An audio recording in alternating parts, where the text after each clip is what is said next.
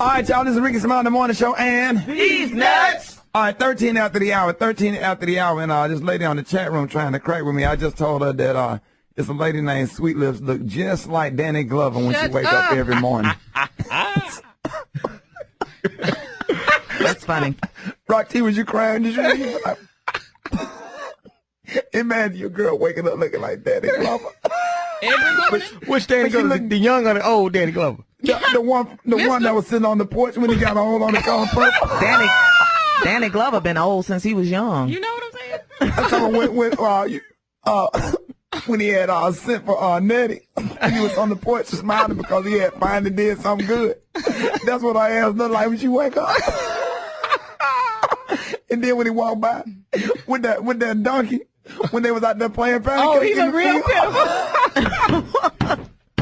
All right, on the line, we got Karrine Steffans, writer of the book, The Video Vixen Diaries. It's in stores now. If you like the last book, you'll probably love this one. Hey, Karrine. Yes. Okay, so just to paint the picture, right? Because I know there's a lot of women out there that, read the book and probably actually get turned on by some of the exploits in there. Can you paint a picture on how a typical scenario would go down with you hooking up with an artist? No, I can't. Thanks. Okay, well, you did mention that you were with all of these people. Can you tell us, like, the best gift that you ever received from one of the actors or rappers or NBA players that you were with? No.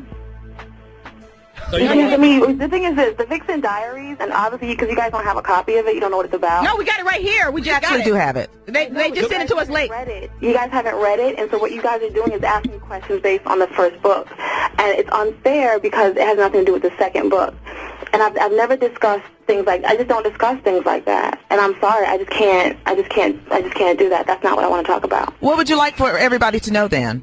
I mean, at this point in stage, I feel like in the African-American community, no one wants me to change, and no one wants me to be different. And it's really disheartening for me when I speak to all these stations, because, I do this all day long now.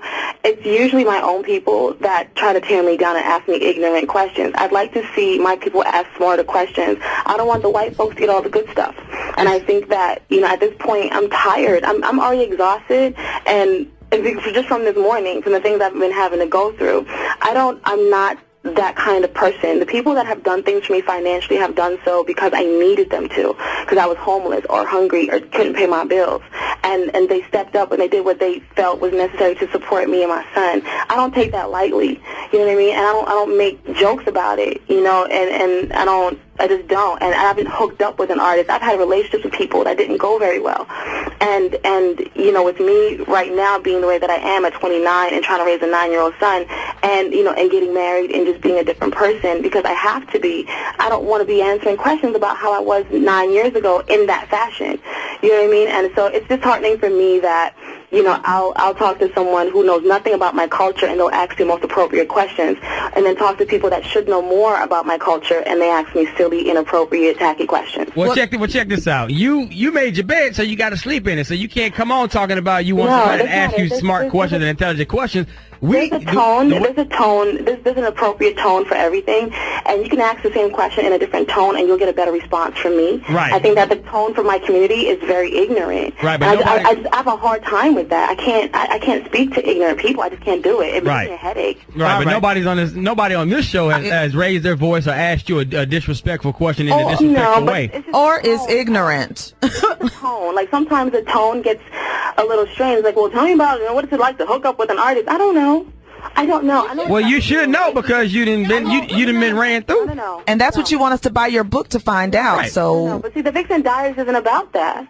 And so it's like you're guessing that this book is like the first book, and the first book wasn't about hooking up with artists. The first book was about looking for something and not finding it, which is why I made the New York Times bestsellers list for 26 weeks. Oh, no, it was an important book. Basically, And I don't think that Oprah would have had me on if it was that kind of a book. But obviously you guys don't understand that, and I can't make you understand, and I have other people to talk to, so I'm going to move on today. And I want you guys to have a great day, and just try to read the book, okay? Thank you, Karen. Bye. Bye-bye. yeah, poor thing. Get tested.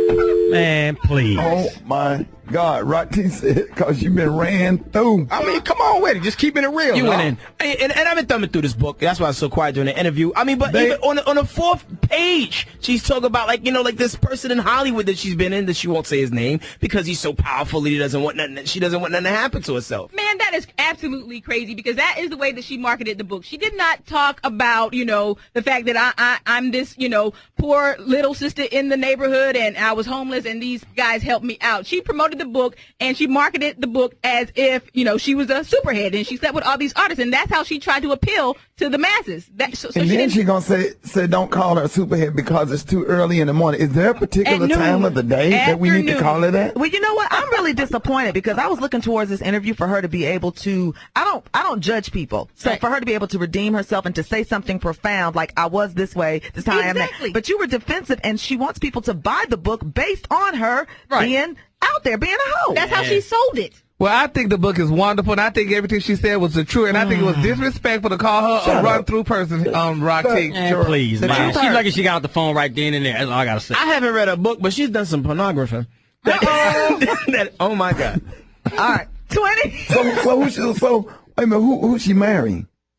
She's a gay. You know, she was with Bill Maher for a minute, like a hot minute. Yeah, I was going to ask her about that, but she got too uppity. Set out chick. Yeah. They are tearing her ass up on this chat room. They are letting her have it. We're going to take some of your phone calls when we come back. Hit us up right now, 1-866-9-RICKY, 1-866-9-RICKY. All right, 20 after the hour. It's the Rickey Smiley Morning Show on These Nuts.